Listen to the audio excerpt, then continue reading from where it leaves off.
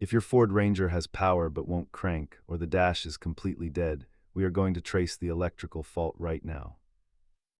Before you tear into the wiring, remember that almost half of these electrical issues start at the battery terminals themselves. Let's move into the diagnostic phase to find out exactly where the current is stopping.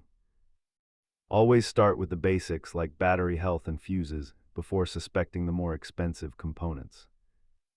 On the Ranger, the starter solenoid and the ignition switch are the most common culprits for a silent key turn. Listen closely when you turn the key, as the sound of the click tells you exactly where the power is failing.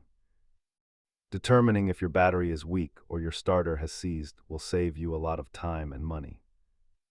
While a relay is a cheap $20 fix, a full starter or ignition switch replacement can climb much higher. If the components look good, perform a voltage drop test to find hidden resistance in your power cables. You don't need a professional shop setup. A simple multimeter and a wire brush are your best friends here. Don't let electrical gremlins frustrate you. Just follow the circuit step by step and you will find the break. Clean those terminals and check your grounds. If this helped you get your Ranger started, hit that subscribe button.